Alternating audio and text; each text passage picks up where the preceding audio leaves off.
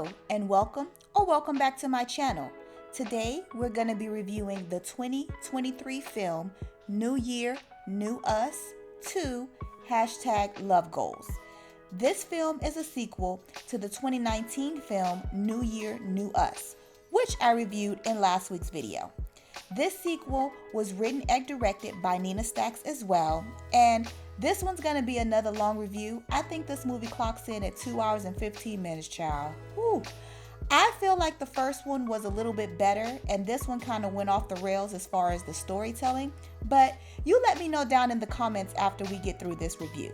So go get your snacks, get your drink, get your boo, put the kids to bed, and let's get into this review. Oh, and there will be spoilers ahead. The movie begins and we see BK being arrested. We don't know as of yet why he's being arrested, but we'll find out closer to the middle of the movie. If you ask me, it's a pretty much irrelevant point in the movie, but we'll find out later what happens. We flash back to 12 weeks ago and we see Imani and BK in their newly renovated home. They begin to talk and apologize to each other, and Imani starts to tell BK about her past. She says when she was younger, she ran away from home and got into a bad relationship, but she doesn't finish the story or finish telling BK what happens. BK comforts Imani and then apologizes for his part in the breakdown of their marriage. Babe,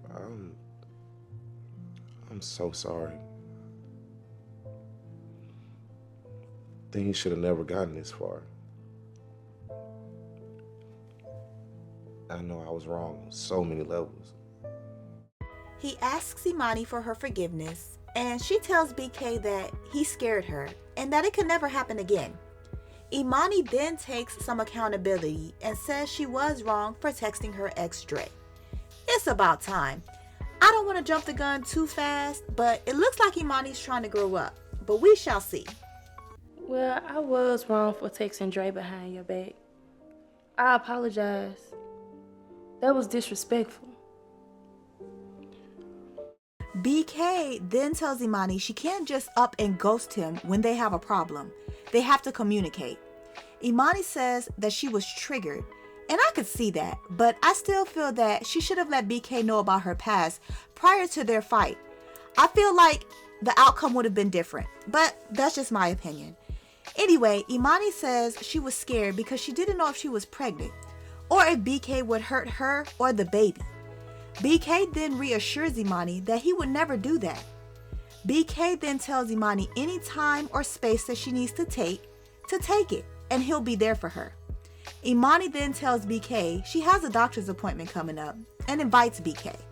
BK is excited and wants to be there, but Imani then tells BK she needs some time and goes and lay down for a bit. We then cut to Cyrus and Tatiana arguing at the office. Cyrus, you did not have to embarrass me like that. Have a security escort me out. Yeah, because I don't want to smoke clearly ass crazy, okay? Cyrus, fuck you and this job. Oh, fuck me. No, you was trying to fuck BK. That's why your ass unemployed. Get the fuck on out of here. That's what she get. Get the stepping, blackmail Tatiana. But for some reason, I feel like that's not the last we're going to see of her. But anyway, before leaving, Tatiana sends a threat to BK through Cyrus saying this isn't over. But Cyrus is here with a solid comeback. How about you tell them niggas in the unemployment office, I said, well, ha! You. Bye-bye, Tatiana. Well, at least for now. Just then walks in thirsty Tabitha, and Cyrus, of course, is not happy to see her. She's looking for BK to talk to him because he hasn't been answering any of her calls or texts. Cyrus tells her he's not there, but then she tells Cyrus she and BK have something to discuss. Cyrus then tells Tabitha that Imani is back home and that she and BK are back together. He then tells her that Imani is pregnant, and by the look on Tabitha's face, she is deeply hurt, and Cyrus is elated. 2 for 2 today. Go in this bitch. Bye! We then cut over to BK and Imani, and BK thinks that he and Imani are about to get the intimacy back in their marriage. But Imani quickly shuts that down. We then see BK making some breakfast for Imani, but she still has an attitude. It's like, do you forgive him or not? We see BK and Imani at a couple's dinner with BK and his friends, but it seems like she doesn't even want to be there. Girl, you did more harm to your marriage than BK. Either forgive him and y'all move forward, or don't and move on alone. We then see Imani meet up with her friends to see Takar's new beauty salon. And it's nice. I mean, girl, I'd get my hair done there.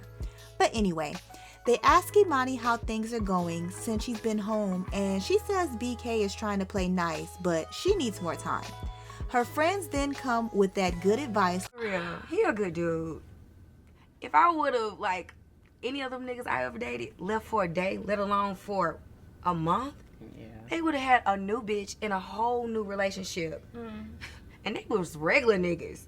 Them niggas actually got a little clout. Imani's friends then joke and tell her she needs to give BK some and remind him who she is. She's that girl in ATL, just before Takar starts to do Imani's hair. We then see BK setting up what sounds like a video shoot for one of his artists. He wants to set it up in one of Atlanta's most popular spots before it gets run down into the ground. Cyrus then comes into BK's office to introduce him to Tyson, BK's new intern. The new intern seems like he's on it, but BK wants to know if the situation with Tatiana was taken care of. Did you get that situation with Tatiana smoothed over? Oh, hell yeah. I got Rodney escort her ass right out the building. What you talking about? I handled it. Si, was that really necessary? Yeah, it was necessary. She crazy. Ain't taking no chances. Cyrus then tells BK that Dre picked up Tatiana, and BK thinks Tatiana must really be into him. Cyrus then tells BK that Tabitha showed up to the office looking for him, but BK says he left her on red. Cyrus then tells BK that he told Tabitha that Imani was pregnant. You know, when I told her Money was pregnant. What, you really told her that? Yeah, y'all told her, and they hit her right in the gut, too. Yeah, I could tell, man, I'm telling you. Oof. And it is at this moment that BK finally realizes Cyrus does not like thirsty Tabitha in real life. But Cyrus explains how she comes in and out of BK's life and has a hold on him that he doesn't like. BK now says his eyes are open and he has a baby coming, so he has other things on his mind and he's getting things back into perspective.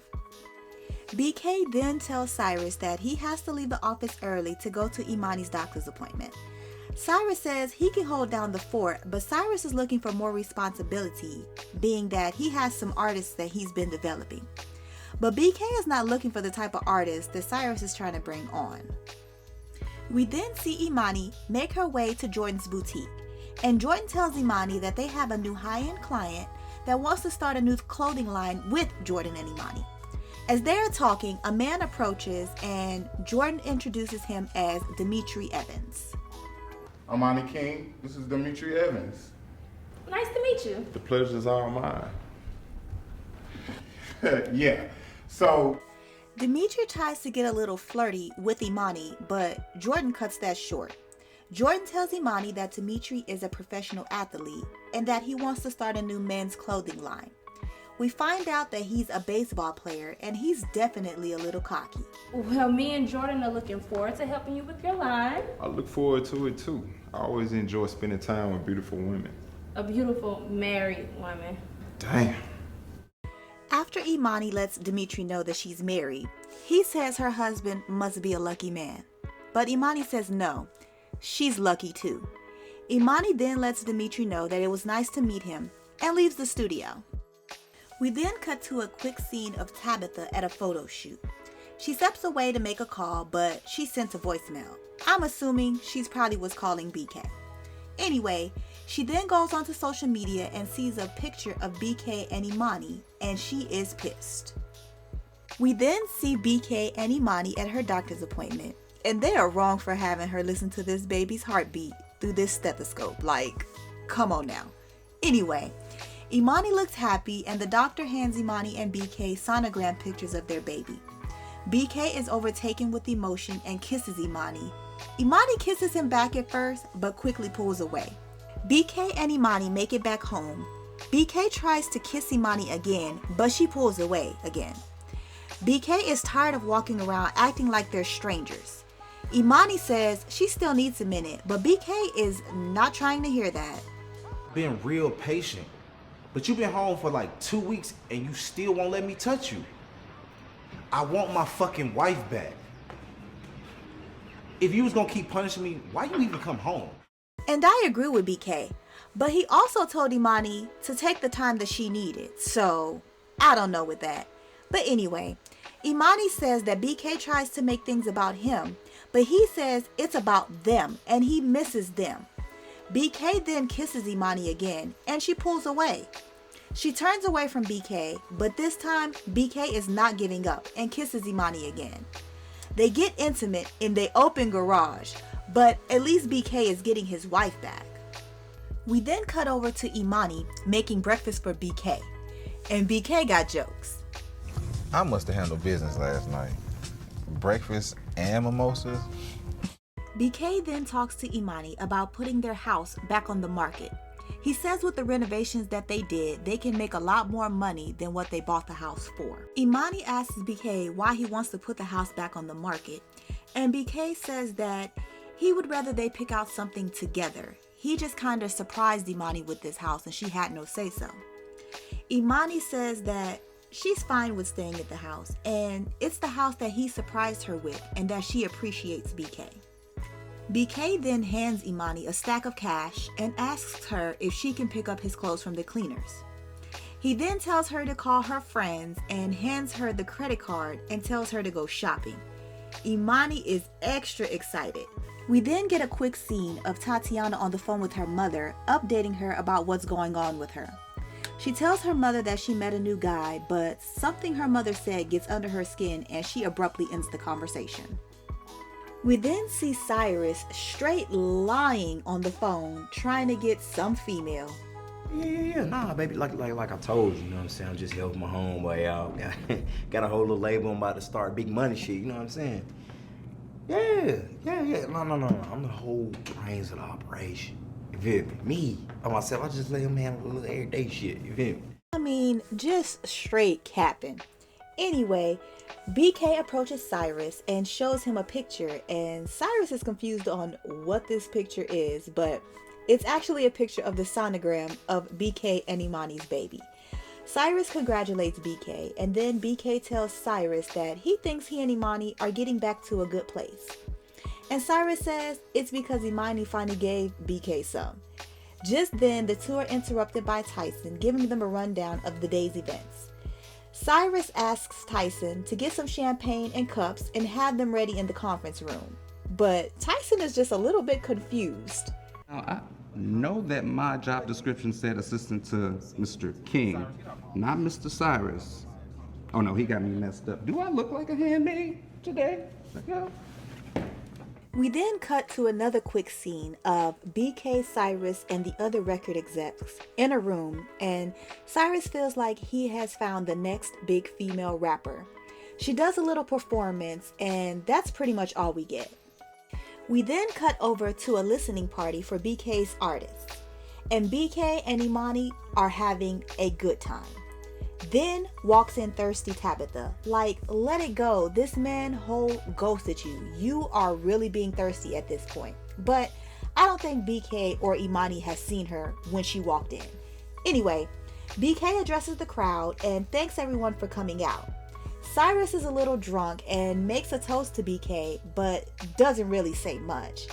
Imani says she's tired and ready to go home, and BK offers to go home with her, but she insists that he stays and enjoys himself. She said that she'll be waiting at home for him. Y'all know what that means. As BK is walking Imani to her car, Imani asks BK to be on a television show called Lovers and Friends, or Friends and Lovers.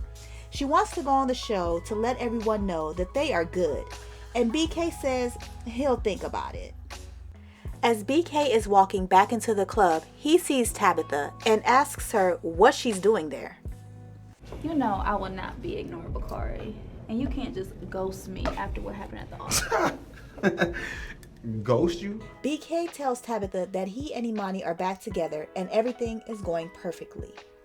He says what happened between he and Tabitha was a mistake, and make one thing clear.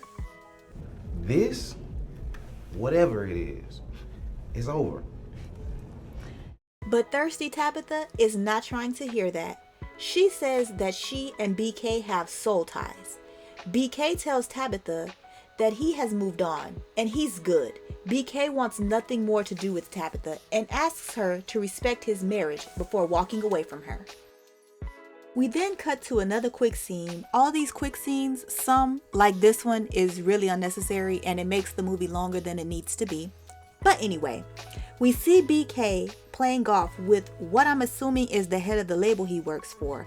And they're pretty much just talking about work and how BK is rising to the top and making big numbers for the next quarter of the label. And it's pretty boring and it really has no relevance to the rest of the movie. We then see BK and Cyrus in the studio with the female rapper that Cyrus brought onto the label. BK is liking what he's hearing so far, but we find out that BK and Imani's first year anniversary is coming up, and BK actually forgot. Yeah, bonus, man. But I know, anniversary coming up. I know you got some dope shit planned because you definitely been fucking up. Yeah. Shit. Oh, don't tell me you forgot your first anniversary, dog. Nigga, how do you know my anniversary? Oh, I'll never forget y'all with. BK is gonna have to come up with something quick, and Cyrus is trying to figure out what exactly is he gonna come up with in such a short time. So what you gonna do? Yeah, I know you be. Nigga, I don't know. Shit, I had to remind you. At least you can give me some credit for that. Cyrus's artist then comes out of the booth and asks what everyone thinks about the song. Cyrus says it's a hit, but BK says it's getting there. Just pretty much keep working on it. BK then has to cut this session short so that he can get started making plans for his upcoming anniversary. As BK is leaving the studio session, he calls in a favor to his intern Tyson to book a trip to the DR, Dominican Republic, and the best 5-star suite, and look for a honeymoon deal or something quick that he can do for his wife Imani. We then see BK and Imani on the set of Friends and Lovers, the TV show Imani asked BK to go on. I guess he agreed, but we never saw them talk about it again. Anyway, the host asks Imani if she could do it all over again, would she have made that social media post? And I really loved Imani's answer. I think it's a lot of things I would do different if I had the chance, but that's a part of growth, being able to react in a more constructive way. Okay. I can see a little more growth with her. After taping, BK steps away to take a phone call and Imani meets the producer of the show, who wants to talk to Imani in private. He wants to talk to Imani about she and BK being on a reality show that he's developing, but Imani wants to talk to BK about it first. BK then walks in and the producer is a little shady and doesn't even want to shake BK's hand when they're introduced. Imani and BK find this a little bit weird. We then see BK and Imani headed out on a private jet, and did I miss something? Isn't Imani pregnant? Why is she drinking? Anyway, they make it to the Dominican Republic and Imani looks so happy. They go sightseeing and they just seem to be happy to be away, to be in each other's company. We then see Imani look at BK's phone and see that he has 3 missed calls from thirsty Tabitha, still trying. But Imani doesn't say anything, for now. They continue to enjoy their time in the Dominican Republic, and BK then surprises Imani with flowers and a diamond necklace. They then have their quality husband and wife time. You know what that means. Back in Atlanta, we see Tatiana waking up to notification. It looks like from social media. She sees a post of Imani and is fuming. She gathers her things, and when she gets to her car, she has a complete meltdown.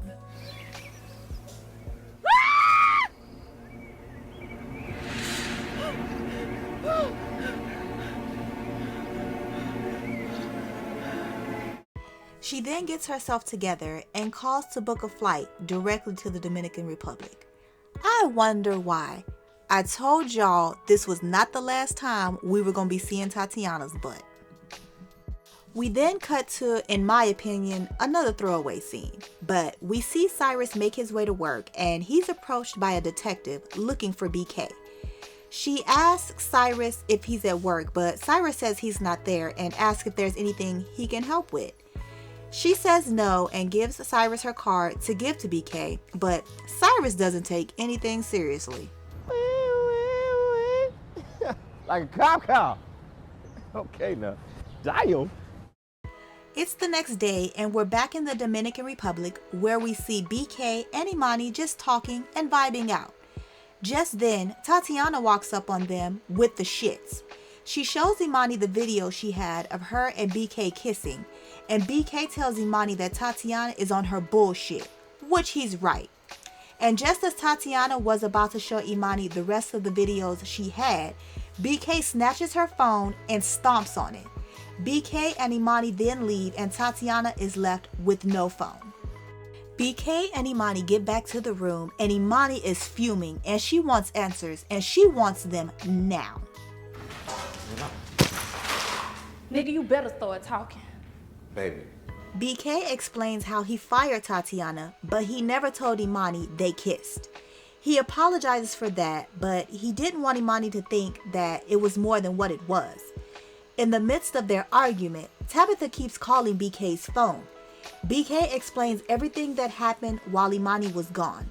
He also explains what happened between he and Tabitha, and Imani basically calls BK a cheater. I can see her point of view, but also you were ghost on your husband for a month, and he forgave you for all of that. We then see Cyrus and BK talking on the phone, and BK tells Cyrus how Tatiana popped up in the Dominican Republic and blew up BK's spot. BK then tells Cyrus he told Imani everything, and Cyrus is a little confused on why he would tell Imani everything. You dumb as hell, you know that, right? And you told her everything? Deny. You just got out the doghouse, nigga. BK is not trying to hear that, and he's still trying to figure out how Tatiana knew where they were. That's when Cyrus suggests that maybe she still has access to the office server. I think personally it's the new intern Tyson that has to be giving her the information, but I could be completely wrong. That's just my prediction. Anyway, BK has Cyrus go to the office to change the password to the office servers. BK then walks in on Imani watching TV and tries to apologize and admits he was wrong. He wants to make things right, but the old Imani is back and the immature response got under my skin. I don't know. Maybe I need to go spend some time with another nigga and figure it out. BK then tells Imani that she's being petty, but Imani says that she should just do her. BK then had to break it down to her and tell her that she is one of the only females that he's ever really been faithful to, and he could have any woman he wants. Imani then tells him to go find one of those females and leaves. We then see BK get a message from Imani, and he learns that Imani is catching a late flight home and they'll talk when he gets home. She also says that India, we're not sure who that is right now, is coming in town to stay for a few days. We're now back in Atlanta and we see Imani picking up India, who we now know is her baby sister. India has arrived in town and wants the tea about what's going on with BK and Imani. And Imani tells her what's going on. Imani tells her that she feels a way about BK kissing his ex, and India gives her sister the real. You mean to tell me this happened while you were at your ex's house? Girl, don't try to read me, little girl. Okay. India then tells Imani that she does have a high value man and he does have options, but Imani says that she has options too. We then see India at brunch with Jordan, Takar, and I believe Imani's friend Fabian. I think that's her name. I could be wrong.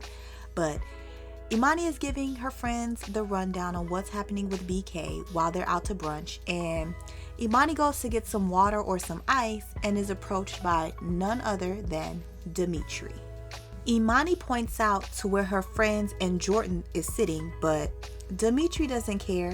It's crazy. You know, in this movie, people do not respect BK and Imani's relationship nor their marriage, and goodness gracious, it's just trifling.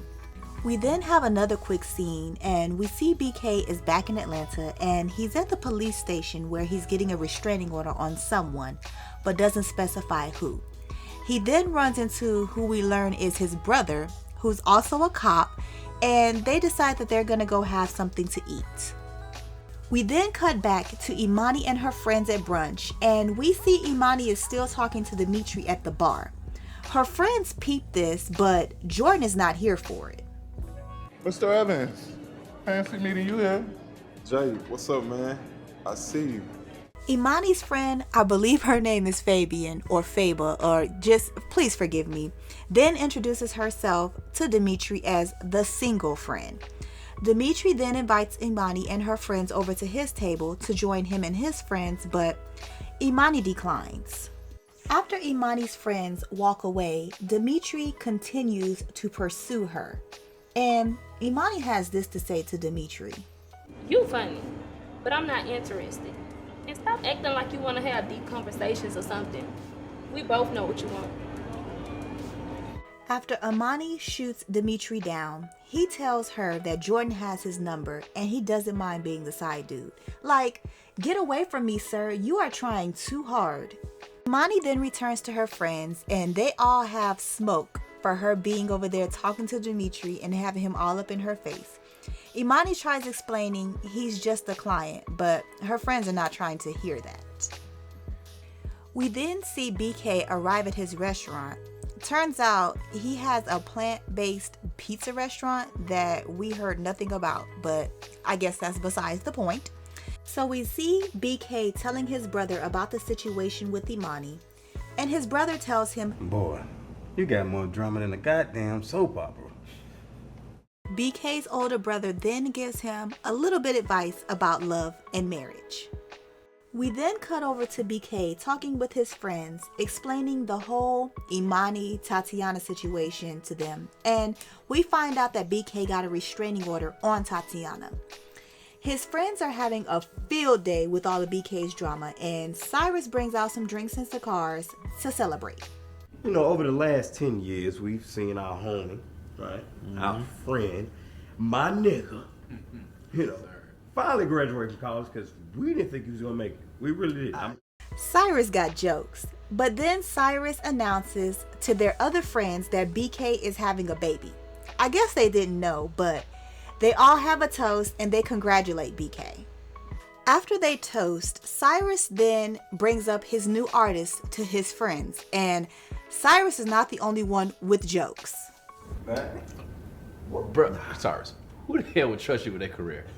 Like, for real, come on. Cyrus then shows his friends a video of his artist, and they are in awe. BK just says she still needs a little more development though. We then see Imani make her way to bed, and BK tries to talk to her, but she just turns her back on him. Old Imani is on her way back, I can see. We then see Cyrus's artist, her name is Bombshell, performing, and she sounds like a stripper. They call me Bombshell, because when I drop on these hoes, it's gonna be a catastrophe, period. But anyway, we see Cyrus and BK at what I'm assuming is Bombshell's video shoot, and Cyrus is loving it. BK gives her props, and she thanks BK for letting her be creative with this video. She then flirts with BK a little while asking about her contract, but BK wants to see how her single performs first. Cyrus leaves the room and BK and Bombshell are alone. At this point, BK knows better. They start talking about her career and if she can really make it, and BK says she's very talented. She then comes on to BK saying that they can be a power couple. Funny, and I appreciate the compliment, but you know I'm very much taken. Married.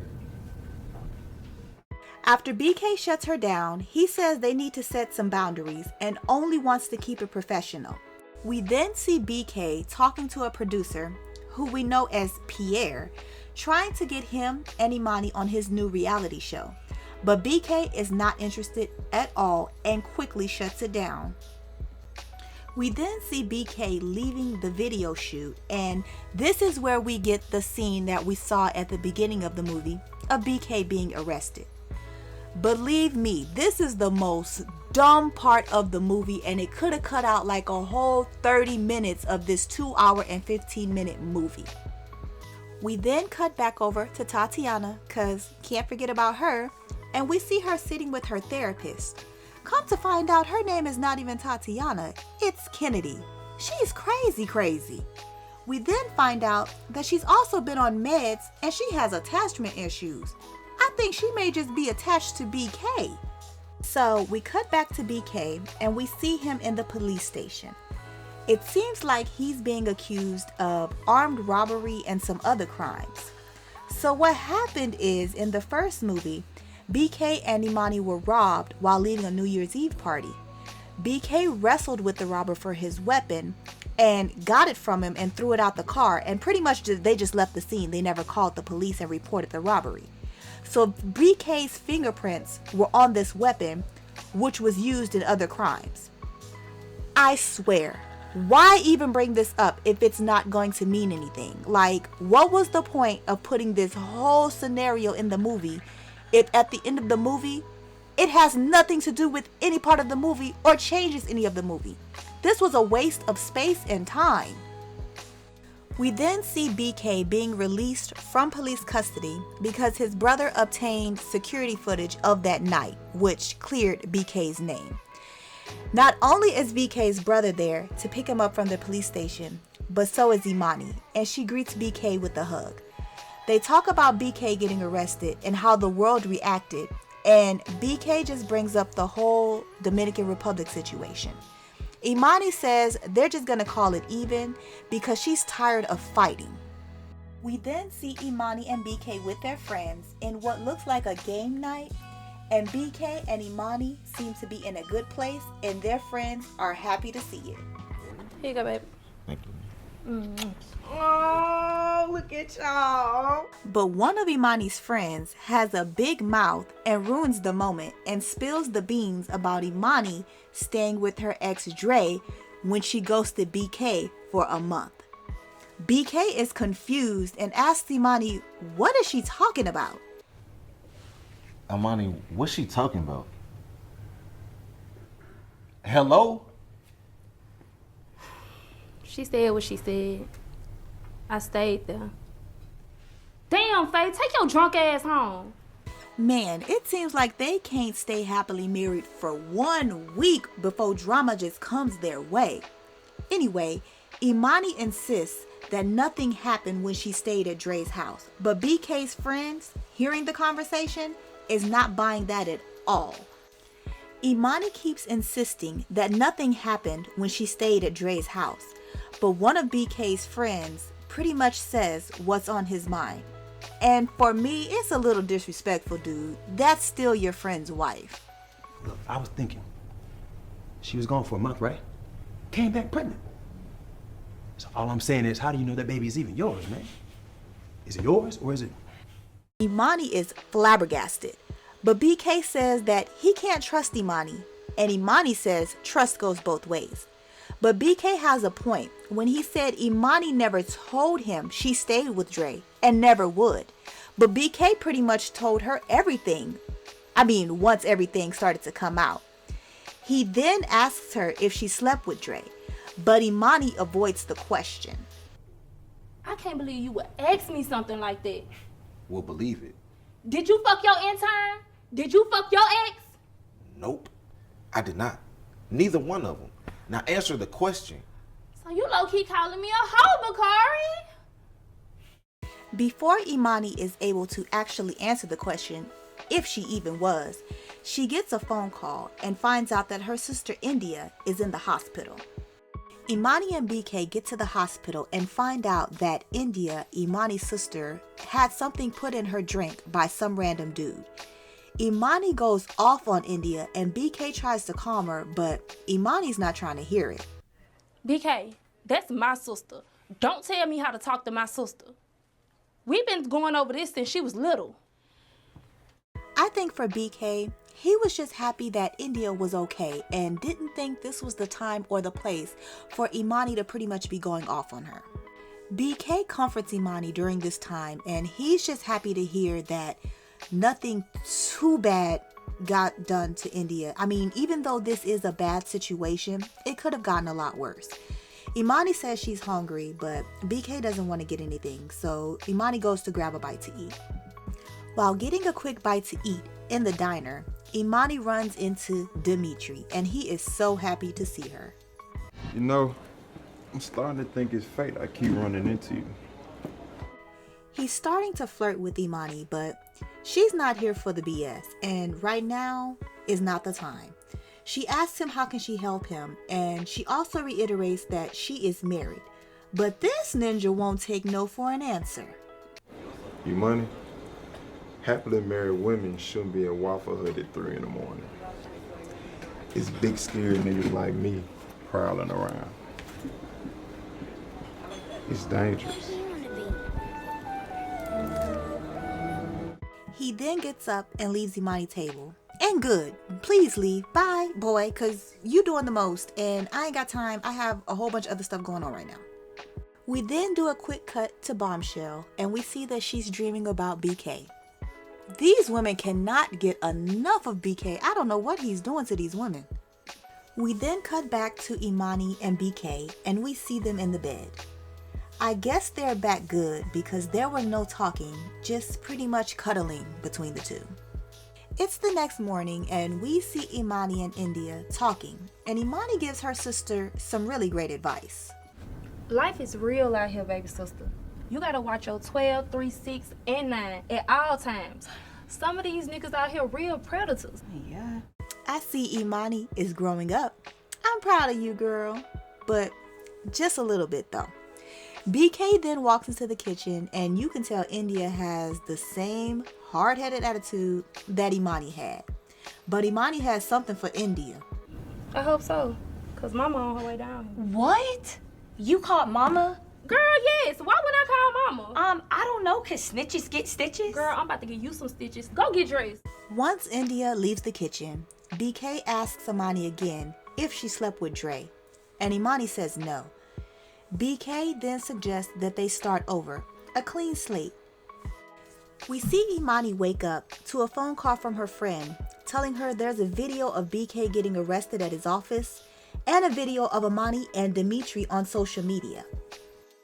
Imani tries to explain to BK that it's not what it looks like, that Dimitri is pretty much just a client that she's working with. But BK is still a little confused. Imani wants to set all this confusion aside for BK, so she calls Dimitri.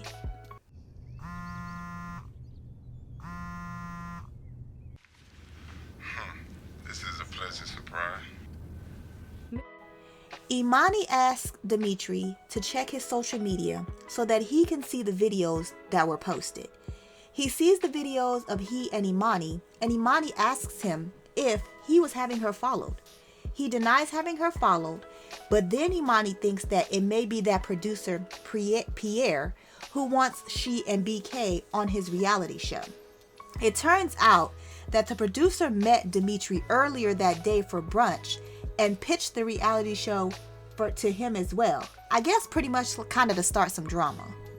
Imani then tells Dimitri that she will be posting a video to social media to pretty much clear up all the rumors. She asks Dimitri to post a video as well, denying that anything is going on between them. But he starts to flirt again. It's funny to hear you desperate. You usually so bossy. I think I like this side of you. BK has Imani wrap up the conversation because Dimitri just won't stop, but he does agree to post the video. We then see Imani recording her video. Let me set the record straight for me and mine. Imani King is not, was not, and will not ever be in a relationship or entanglement with Dimitri Evans. Imani then goes on to say how people need to stop focusing on social media and pay more attention to their loved ones. She shares her sister's story and how she ended up in the hospital and says she's only worried about her husband, BK. She finally calls out the producer Pierre of the reality show. We then cut to Dimitri filming his video, and he says he's single. But I noticed the comments are disabled on his video. We cut back to Imani, and she gets a message from Pierre saying he wants to talk things out, but in private, and Imani agrees. BK says that he'll go with Imani, but she says she got it. We then see BK at the studio in a session with Bombshell. BK asks where Cyrus is, but Bombshell said she asked him not to come to this section. She wanted to talk to BK without him around. Cyrus, you know, he's my baby and he does everything. But like, as far as a manager, I don't know. BK tells Bombshell that Cyrus is loyal, and if he's riding with you, he's giving 125%. Imani arrives to her meeting with Pierre, but she's not feeling the lady she meets as she walks in. They are messy as hell, but I guess you have to be on a reality show. Imani then tells Pierre again that she and BK are not doing the show. But Pierre says that the show can give them more exposure. He then shows Imani how much money she and BK can make a piece for one season. But Imani says it's not worth it. They are then joined by crazy ass Tatiana, or shall I say Kennedy, and Imani is completely taken aback. Come to find out, Pierre sent Kennedy, to intern for BK to vet he and Imani for his show. Messy. We then cut back to BK and Bombshell in the studio, and he gives her props. She then starts talking about getting her body done and gets inappropriate with BK. I thought I specifically asked for us to just keep this business. Like, you really got to chill out. Bombshell is not trying to hear that. She wants BK, and she lets it be known. She gets what she wants. We cut back to Imani, and she still can't believe that Pierre did all of this to get her and BK on his show. But Imani doubles down and says no to the show. As we see Imani leave the meeting with Pierre, we cut back over to BK and Bombshell, and BK looks like he just violated Imani's trust. He tells Bombshell that they are just gonna keep moving forward like nothing happened, but we learn that BK turned her down. It's one thing when a man decides to stop chasing women, but it's a whole nother superpower when you trying not to get caught when they chasing you. I'm just trying to be a good husband, Bomb. Like, cut me some slack. BK is a good dude, but he shouldn't be left alone with women, especially women he knows wants him. He's a good man, Savannah, but he does have his flaws. Anyway, Bombshell apologizes, and BK tells her he just wants her to get money and be great, and again, agree that it's all about business. We fast forward to 1 month later, and we see BK and Imani getting ready to make a special announcement. We having a baby! Yeah, LeBron James. It's our girl. Team boy. BK and Imani announced that they're having a baby, and that's pretty much the end of the movie. I would give this movie a 7 out of 10. I did like the character development and the growth with Imani. I feel like there were times when she wanted to go back to the old Imani, but she didn't. I hate that we didn't get any closure on the relationship with Tabitha and how BK finally got rid of her. I also didn't like the robbery angle with BK. They could have left that out. Like, that was in the last movie. I feel like they tried too hard with the reality show angle, and Tatiana, Kennedy, whatever her name is, they just pretty much just wanted to add her back in.